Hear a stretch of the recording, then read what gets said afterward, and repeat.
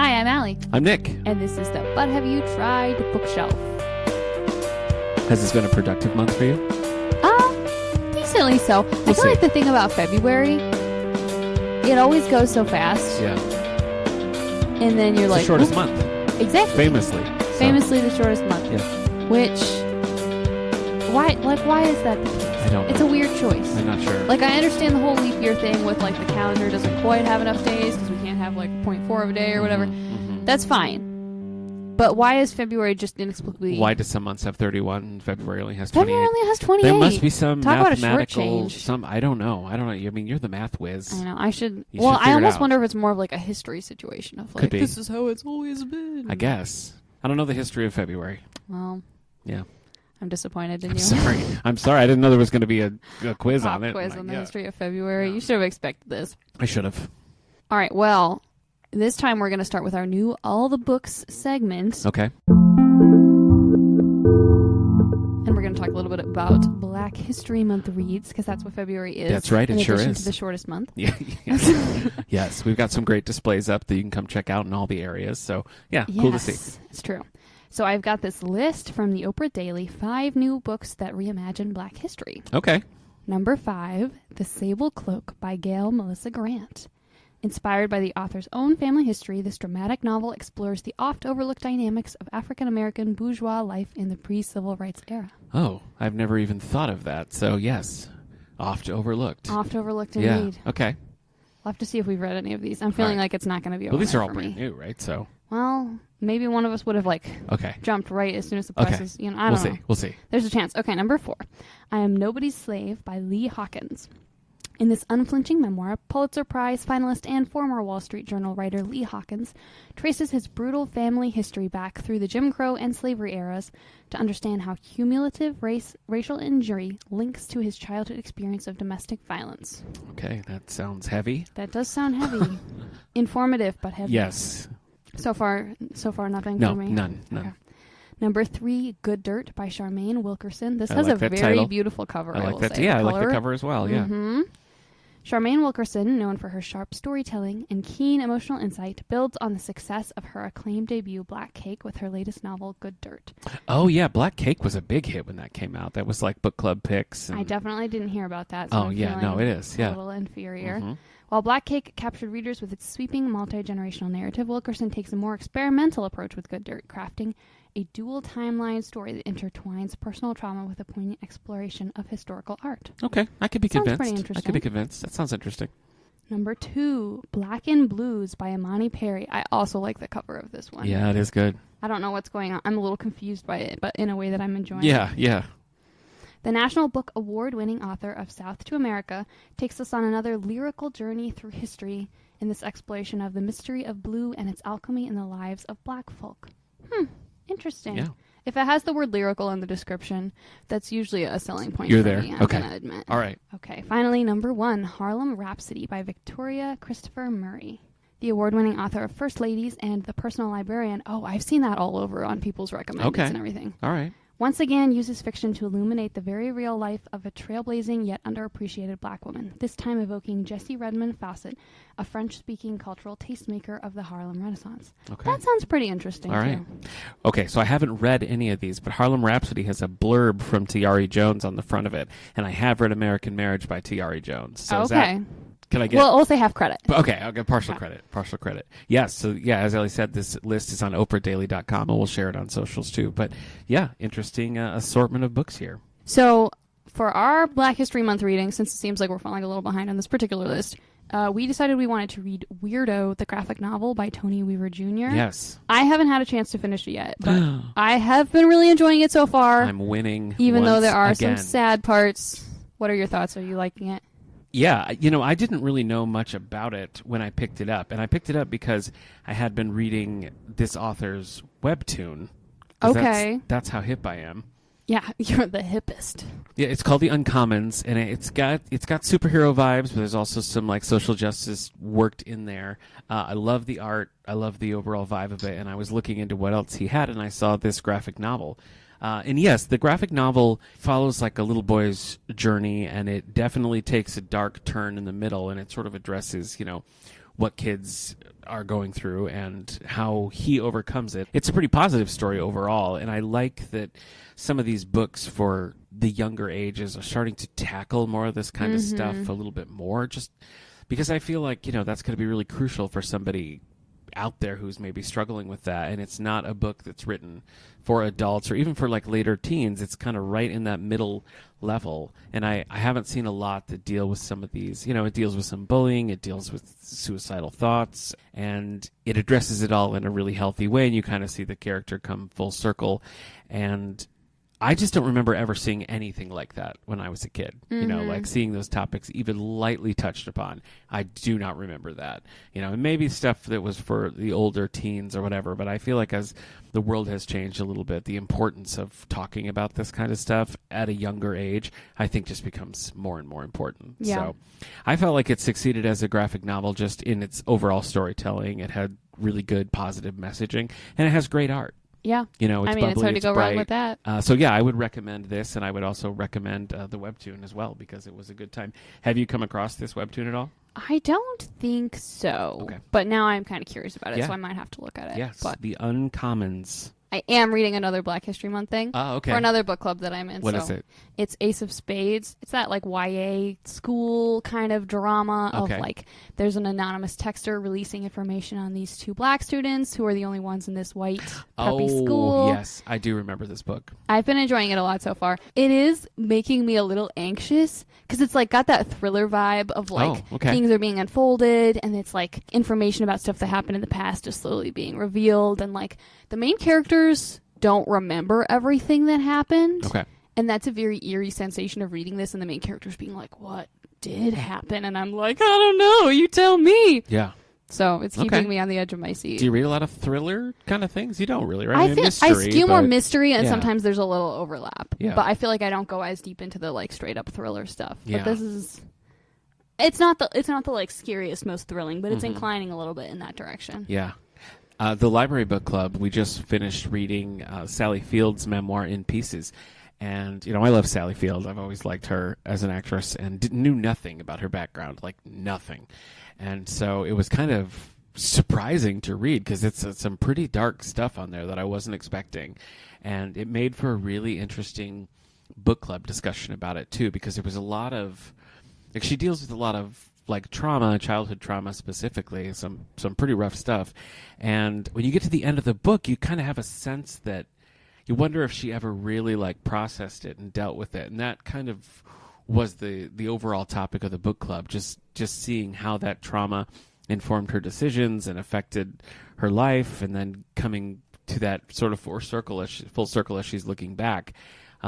Did she ever really like dive in and like address it? And I sort of felt like no, which was an intriguing thing to read in a book like that. So yeah, heavy stuff. What about fun stuff? Are you reading fun stuff? I am reading some fun stuff. Let me have it. So I talked some time ago about that Dungeons and Drama YA rom-com that I love. And it is a sequel, but it's like about different characters, but it's kind of similar. Dating in Dragons came out recently, which I was super excited about. Yes. And I listened to the audiobook. It was so good. I finished it in, I think, less than 24 hours. Okay. And then I was really sad and felt a hole in my heart. And so I subsequently binge listened to 2 more audiobooks by the same author. Wow. Okay. Within the span of like a week. So that's what I've been doing. Okay. All right. So Christy Boyce is great in terms of the YA rom-coms for anyone who enjoys that. Okay. I finished a few things. I read Forever in a Day, which is a James Bond novel. It's a second novel by Anthony Horowitz. The first one was Trigger Mortis, which I liked quite a bit, and both of them include stuff from Ian Fleming that was like developed, I think, for a James Bond TV show in the 50s or something that never came to be. But some of that is in there, too. So it's a little cool to see some like new Ian Fleming stuff. Mm-hmm. The book was about James Bond becoming a 00 agent, and I never really liked that kind of thing because, like, the thing that's cool about James Bond is that he's, like, so settled and so, like, good at being a secret agent and stuff. So to have like a young, sort of unsure James Bond not being great at stuff, I'm like, what's the point? Yeah, I understand that for like sure. it would be one thing if that was like a flashback scene or something, but I don't need a whole book of him not being good at being James Bond, you know? So I found that to be a little lackluster, and there's only one more by Horowitz, so I got to complete the trilogy. But I read that. I read It Gets Better, Except When It Gets Worse, which is an autobiography by Nicole Maines about just her life experience, her experience growing up trans, a lot about her time on Supergirl, which is where I was first introduced to her. And it was the audiobook, which she read, and it was a lot of fun to listen to the audiobook. So, did you ever finish Supergirl? I know your husband has. Seen any of Supergirl? You haven't seen any of it? I feel as though I have because of how much I've vicariously absorbed. But Didn't your whole circle like watch it together without you? No, just like two of my friends mostly. Okay. Were like watching it, and then they'd be like talking about it, and I'd be like, well, now I But sort Caleb, of know what happens. Your husband also watched it, so okay. Yeah. So you just missed it. Yep. All right. I mean, it never quite clicks into the show that I wanted it to be, but there's a lot that I do enjoy in it. But yeah, I enjoyed the autobiography. And finally, I read Onyx Storm, which is the third of the Imperium novels. You're making a face that tells me this is not a huge win for you? I've never loved any of these books, but there is something appealing about the characters. There's something appealing about kind of the soapy YA tropes that it just goes all in on.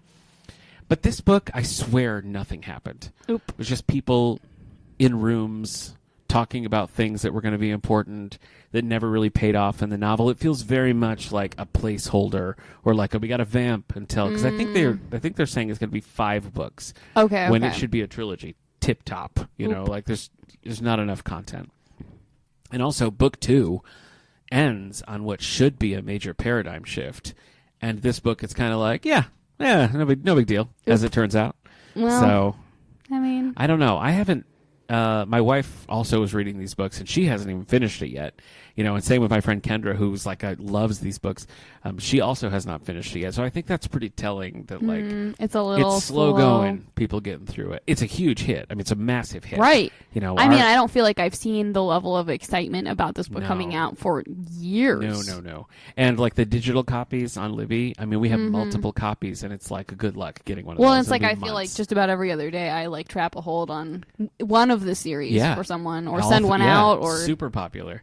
Yeah. So I don't know. I mean, maybe it's just a stumble, and maybe it'll come back around. But these books, every one of them, I feel like you could cut out 200 pages and have the same amount of story and not really lose much. So I feel like they are in desperate need of a good second pass by an editor to kind of hack these down. But oh well. Yes. And then I'm currently reading Calamity of Souls by David Baldacci, which is interesting because I've tried David Baldacci in the past and have never been able to get into it. But this is kind of an atypical one. It's like a murder trial in the 50s. Okay. It's a black man who's accused of killing a very prominent, rich white couple that he worked for. Nobody wants to take the case. Right. And so this guy who has some family connections to the accused guy's family agrees to take the case, and now it's like everybody hates him for taking this case. I mean, it's interesting. It reads more like a Grisham, which I tend to like, so maybe that's why. It does sound kind of interesting. And then my book club is reading Asylum by Una McCormick, which is a book from Star Trek Strange New Worlds, which you still need to watch. Someday it will probably happen. Yeah, but have you tried? Yeah, I know. Star Trek Strange New World. Are you reading any comic books? You know, I don't think I am reading any comic books. Okay, that's all right. I don't know why. I feel like I've been a little bit of a comic books dry zone for a while.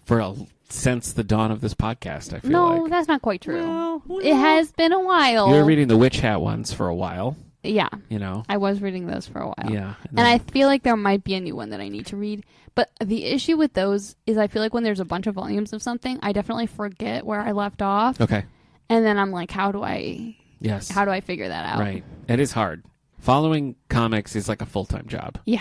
I don't blame you there. Yeah, so I slipped and I fell off the wagon. Yes. I fear. We didn't cover all of your books, though. What else have you read? I have some other books. Tell me. I can't remember if we talked about this, but I started the second era of Brandon Sanderson's Mistborn. It's like Wild West plus Victorian plus the original Mistborn. Wow. Okay. It's a lot of fun. Okay. I finished the first one. All I'm right. reading the second one. Yeah. The character dynamics are truly phenomenal. I think I might actually be enjoying it more than the first era, to be honest. Okay. That's good. Yeah, I was kind of surprised by that. It's like the stakes are a little lower in a way that I'm finding kind of refreshing. It's like you're not as stressed out about the world ending, which is nice. Yeah. Now your husband is just locked in a room somewhere, growing an even thicker beard, doing nothing but reading Brandon Sanderson. Is that right? Well, as of earlier this week, he finished Wind and Truth, which is the most recent Stormlight Archive book. Okay. Which, for our listeners who have not personally seen a Stormlight Archive book, imagine a cinder block, but it's a book. Yeah. Okay, that's what they look like. You're right. So he finished that, and I think he has one more book that's in, like, a bunch of the books are, like, set in the same universe. Gotcha. Okay. And he really enjoys, like, tracing the connections and stuff. So there's one more book in the same universe that he hasn't read, and then that's it. So he's been going hard. It's a real horse race between Danielle Steele and Brandon Sanderson on who can get more words on a page in the course of a year. I think that when Brandon Sanderson sits down to write, it's just like the world around him becomes slow-mo, you know? And he's just going at the same pace. Wow. That's my theory. But you also read All the Light We Cannot See. I did read All the Light We Cannot See. What I did finish it.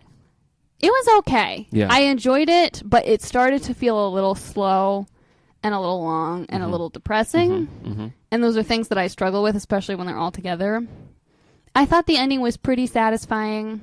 I'm trying not to give too many spoilers. Yeah. Although, I mean, I feel like this book has been out long enough. It's true, and it was a major hit. There was when The Nightingale came out and a few other things that were sort of in the same vein, and I felt like this was the best of the kind of soapy World War II novels that came out around that time. I thought this had the most depth to it.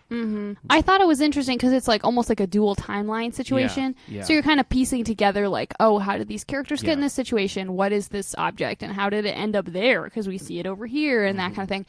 And that was fun, but it started again to be a little bit like, okay, I'm worried about what's happening in the present, but we're going into so much detail of the past. So, and then I'd say, decently close to the end, one or two very sad things happen, and I was like, okay. And I was like, I'm so close, I have to push through. And I do feel like the ending was satisfying, so I'm glad I did, but I almost jumped ship right there, I will admit. I've been reading a lot of X-Men. I just started one called X-Men Red, which follows Jean Grey's storyline, and it's really good. I like it. There's only 2 volumes of it, and I'm sad about that. So, yeah. I just finished volume 1, and I'm digging into volume 2 now. What about real world things? What's going on in your life? Well, I mean, writing and editing like crazy as always. Yes. Trying to stay warm in the freezing cold. I also am almost done with the sweater for Caleb that I started for him for his last birthday. Oh. And his next birthday is in like a week and a half. Oh, so boy. Okay. It's almost. Has he seen the sweater? Yeah, he knows. He knows about it. Okay. Well, because last year it was like a bit before his birthday, and I was like, I want to make a sweater for you. So I need you to help me pick the color and pattern so it's one that you actually like. Okay. So it was never like a surprise. And I was hoping I would have it finished sooner, but I'm like, well, I think I can finish it in time and you can wear it on your birthday this year and that'll be fitting. Yeah. My wife has definitely pulled that a few times. I know she was knitting her dad this scarf one year and it was a really tight knit, so it was taking her forever. So Christmas morning he opens it up and it still has needles and stuff in it. And the same thing happened with the thing she was making for her mom. She goes too elaborate. Yeah. So I hear that. Well, and I am easily distracted by other projects. I see. And then during the summer, I don't want to knit as much if it's getting big because then it's warm and it's all over me like a blanket. And I'm like, don't touch me. It's too hot. This is the perfect time now, though, because you're basically in hibernation mode. Pretty much. You come in your giant purple bear. coat, just propped against the wall, shivering. Yeah, it's a good time for you. So that's what's been going on for me with real life stuff. How about you? All right. Well, going back to one of our earlier episodes, particularly about the ukulele, my wife and I sang in a cabaret for the Olean Community Theater. That's so fancy to say. It was a Valentine's cabaret. Yes. And I was looking at a few other things, and I was like, well, maybe I should just play and we should sing. So I sang 2 Michael Nesmith songs with Hillary. We sang Papa Jean's Blues, which is a Monkees song, and one called Harmony Constant, which is kind of a deep cut Michael Nesmith song. I feel like you like a good deep cut. I do like a deep cut, and I think people liked them, and I dread that kind of thing, like rehearsals and leading up to it. As soon as I said I would do it, I was like, why? Why would I say that I would do this? And was a nightmare about it right up until my wife could back me up on that. I was a real pain about it. And then we finished it, and I was like, well, I guess that was all right. I don't learn. So then the danger is that, like, what you're left with is that, like, positive afterward feeling. Yeah. So the next time someone asks you if you'll do something like this, you remember that positive feeling. I know. And not the, like, well, I remember it was, like, leading up to it, when we were going to a rehearsal or something, I was like, I'm never going to do one of these things again. And she was like, okay, yeah, it makes sense. And then I finished it, and I was kind of like, well... Same time next week? We'll see. I don't know. So I guess I'm fickle, but I did do that. Have you played any more ukulele? I haven't really. Okay. I've been hyper-fixated on knitting. And editing and writing. Sure. writing. Okay. So. My guitar, my little green guitar that we used in that Elvis video we made forever ago, one of the pegs, I don't even know what happened to it. It like disassembled. What? So I have to I don't like know. a fancy screwdriver or something? I think I probably could fix it if I could get it open, but I'm not. It was so weird. I was like, why won't this tune? And then I realized, the peg is just spinning. That's so weird. It is sad because I really love the size of that guitar. I have other ones, but they're big. Right. And this one's very compact, which... Guitars need to be a manageable size. I agree. Yeah, I don't like to feel like I'm holding a live dolphin when I'm no, trying to play. I mean, I always feel that way a little bit just because of my size, true. but Yeah. I try to Elfish. minimize that as much as possible. Yeah. Yeah. Other than that, though, just living the dream. Being cold. Yep. Everything's icy. Yep. Allergies. Allergies. Overwrought. Yeah. Just a lot. A lot's going on. It's a busy, whatever month it is, it's a busy February. Yeah. That's the month. So have you been watching any good movies? Oh, I forgot. We still have movies to talk about. Yeah, well, so I watched Section 31, which is a Star Trek movie. It was a Paramount Plus, streaming original movie following the Philippa Georgiou character played by Michelle Yeoh. Forever ago, this was announced as, it's going to be a series. And I was like, that's weird. And then I felt like it was dead. And then she won an Academy Award for Everything Everywhere All at Once. And they were like, it's back on. But they made it a movie instead. Oh, well, okay. And I think it worked. It started, and I was like, this is weird. I don't like this. But as it went, the kookiness of it kind of coalesced into a thing that I liked and was into. And how much of Next Gen have you watched? Star Trek The Next Generation. Random amounts throughout. Have you ever seen the episode Yesterday's Enterprise, which is about the Enterprise C? I am not certain. Okay.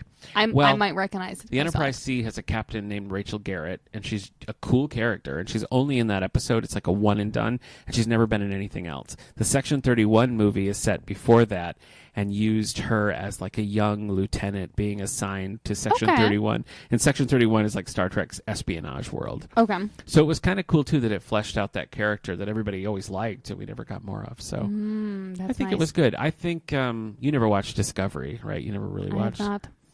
Honestly, I feel like you could just tip right into Section 31 with no knowledge and be fine.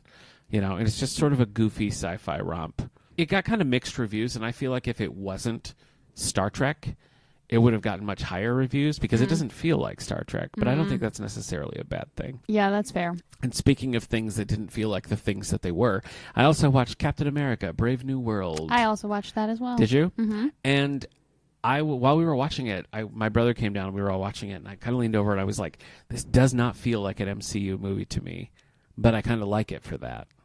What did you think? I guess it didn't strike me as being not an MCU movie. Oh, okay. But I think I could maybe see why you would say that. Yeah. I enjoyed it. There were definitely things about it that I was like, that maybe could have been a little tighter. Sure. See, every time we watch a movie, we drive home and Caleb dissects the whole thing, and it does Okay. It has a deleterious effect on my opinion of the movie a little bit. I see. Okay. But I had a good time. I enjoyed it. I think Anthony Mackie is so fun as that character. He is fun. Yeah. And I was pleasantly surprised by how much I enjoyed Harrison Ford in that movie. Yeah. I was like, that could either be really good or really bad. See, I wasn't sure, but I think it trended toward really good. I agree, and I like how Captain America the Winter Soldier really went for a 70s espionage movie, and they even got Robert Redford to come in and play a role in it, which is kind of cool. Mm-hmm. And I feel like this one, they were going for a 90s Patriot Games-esque political thriller kind of movie. And so it's cool that they got Harrison Ford to come in and play that character. I think the recast hurts it a little bit because William Hurt had played Thunderbolt Ross and everything leading up to this, and he passed away in 2022. But without that continuity of actor, it was really hard for me to be like, yeah, it's the same character. That's fair. And I feel like a lot of it, his relationship with his daughter, Betty, and the whole journey that you've seen Ross on, felt very disconnected from the rest of the MCU. Mm-hmm. So when Anthony Mackie's character was talking about the Sokovia Accords and stuff, I was like, what? We're still doing that? That's weird. Fair. Okay. Well, it was a little odd that it felt very Hulk focused, but it was a Captain America movie. Yeah, and I feel like the Ed Norton Incredible Hulk, which I really liked, other than William Hurt showing up as Thunderbolt Ross here and there, that movie is forgotten. Mm-hmm. So the fact that Tim Blake Nelson is back as the leader and you get a little cameo from Liv Tyler as Betty. Yeah, it was very interesting. They even showed footage. They even showed footage from and that's the Ed Norton Hulk. So very weird. Very weird to be a sequel to a movie that's largely forgotten in the MCU. Yeah. Like, I think given that choice, like, I'm surprised how good it was given that that was a little bit of a weird choice to start with. It was weird. The thing that I really like the Red Hulk character, and in the comics, the Red Hulk is probably like 40 issues where you do not know who the Red Hulk is. He's just popping up in places and doing things, clearly has his own agenda. Also, he's not like Green Hulk. He's keeping his... Like, he's a talking, like... Okay. More of a tough, he's not just a mindless monster. So the fact that we had no mystery about who he was, and then when he finally shows up, he's just like the Green Hulk, only red. That disappointed me a little bit because I'm a particular fan of that run of comics that introduced the Red Hulk. It's Jeff Lubb and Ed McGuinness, and it's a really cool run. And so to just disregard all of the complexity of that character and just be like, yeah, he turns into a monster. I was a little disappointed in as a fan of the comics, but just if you divorce it from that and watch the movie, I was happy. I left happy. I would watch it again. Well, I feel like it was a little hurt by the trailers and that, like, I feel like the movie does a good job of, like, building that tension with his character. And not until the end is there, like, an explicit, like, yeah, this is happening. He's turning into the Red Hulk. And I feel like if you didn't already know because of, like, the advertising and everything, that would be a lot stronger and more mysterious. Well, but as it was like the whole movie, every time he got upset, I was like, is this the moment it happens? I know. Which was also kind of fun. But I feel like I'd be interested to see what it'd be like watching it without knowing that was coming. I felt like it would have been cool because there's this whole thing about, the island that you first see in the Eternals movie. And the introduction of adamantium, which is a big thing in the X-Men world. That's Wolverine's claws are adamantium. That's like a very specific X-Men thing. Like, I thought all of that was cool, but I felt like if they would have retained some of that mystery of the Red Hulk and had all these, like, grainy footage of the Red Hulk stealing adamantium, or, like, just seeing some Red Hulk stuff throughout and then have it be more sort of a reveal, even if people kind of know already, that it is actually... Ross, I think that could have been cool too, and would have added a little bit of, because as it is, you get one Red Hulk scene and it's kind of whatever. Like, we've seen Hulk battles before. I do feel like it did a good job of, because like with the MCU, I feel like over time, it's like everyone's like, yeah, Hulk, whatever. He's not that big of a deal. Right. It's like the first Avengers movie, like Black Widow shows up to recruit him, and she's like scared and being like. She's on high alert and everything. And, like, by the end, it's just like, yeah, our buddy, Hulk, you know. And I feel like it did a good job of restoring some of that, like, a Hulk can really smash stuff up. He can. If you're not careful. Yeah. So, I thought that was cool. And I don't know, like, there were shots from, like, a funeral scene and stuff that was in the trailers that was not in the movie. So I know things were changed, and I wondered if they changed their mind about where they wanted the Red Hulk and Ross storyline to go to. Like, now that they have Harrison Ford, do they want to keep the Red Hulk in play? I could understand that. Were they doing something where they kept him alive and had him sort of pay for his crimes and end up in prison? I mean, there was something kind of... It was nice to see that. Right. Like him kind of stepping up and taking responsibility. I don't know. But at the end of the day, like, I'm sure if I was in that car with you and Caleb, I probably would also have a lot of nitpicks about it.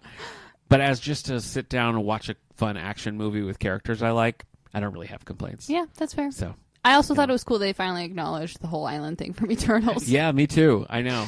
It's funny because we've been watching these with our son, like, leading up to it, and he loved Doctor Strange, and he was like, "Is there another Doctor Strange movie?" And we were both like, "No, there's not." Maybe technically. That's the only one. Yeah. I love that you and I felt the need to have an entire new podcast episode where we just burned Multiverse of Madness. It was worthwhile. It was therapeutic. Regrets. It was. Yeah. Made us feel better. Yeah, that's all you can listen to that, folks, on SoundCloud.com/allthebooks. It's our Multiverse of Complaints episode. Yep. Anything else on your watching list? I did also rewatch Howl's Moving Castle. Classic. It's always a good time. Classic, sure. Zero complaints. Yeah. I feel like every time I watch it, I'm like, yeah, why don't I watch this like every week, you know? That might be a little too much. But. Yeah, it might be. Finished a show called Presumed Innocent, which is a courtroom drama that is based on a Scott Turow novel. It was good. Kept me guessing right to the end. That's nice. You know, a lot of different directions it could have gone, you know, and I felt like it was a pretty satisfying conclusion, which sometimes it's hard to nail the landing on that.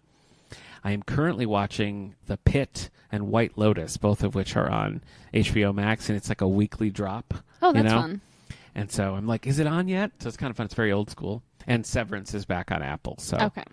I'm struggling with that a little bit because I loved the first season so much, and it was like over 2 years in between seasons. So I'm just kind of like disconnected from the mythology and the mysteries a little bit. Hard. Like I have vague memories of it, but I'm not going to rewatch it. You're not going to rewatch it? No. What about like the first episode and the last episode? I don't Just know. like a little I thought about it. Touch point. I thought there was like a catch up trailer that they put out, and I read an article. There was like all the things you need to remember, but I don't know. That That's hard. distance really That's hard. really hurt it. And I finished Cobra Kai. So, which overstayed its welcome. Yeah, I feel like that's been going on for a long time. It has been. And they spread out season 6 over like almost a year. It was like 5 episodes and then 6 months later, 5 episodes. Yeah. Well, Yeah. okay. Choices And were by made. the end, it was just kind of like, yeah, that's how these seasons always end. It wasn't a super satisfying thing. But Well, that's a shame. I am excited about Karate Kid Legends, the movie, because I love the old Karate Kid movies. So, That's fair. you know. What about anything else in your orbit? Anything you've been Just watching? the usual.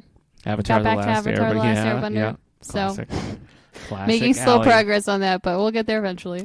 I have started a little bit of ASL, which was my assignment, but I need you to retell me the different resources because I tried one of Yes. the options and it was not clicking for me.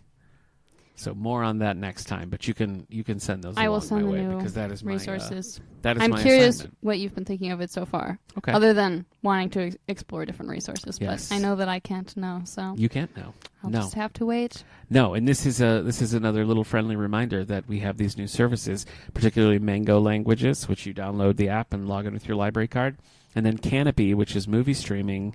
Same thing. You log in with your card, find something to your library system, boom, streaming. So I it's love good that. stuff. It's so cool. I love it too. I've used Canopy quite a bit, so it's nice. It's a nice option to have, and I like as people are finding out a little bit more. Did you know that 2024 was our highest digital circulation year ever? That's pretty crazy. Ever. Yeah. Wow. Reaching Yeah. new heights of I know. digital circulation. I know, It's it's just true. me and my audiobook binging. It is. Yeah, it's Personally, mostly that's you, the only yeah. thing that's been changing Yeah, it, that's you know? Yeah. All right. Well, thanks for listening. See you next time. All right.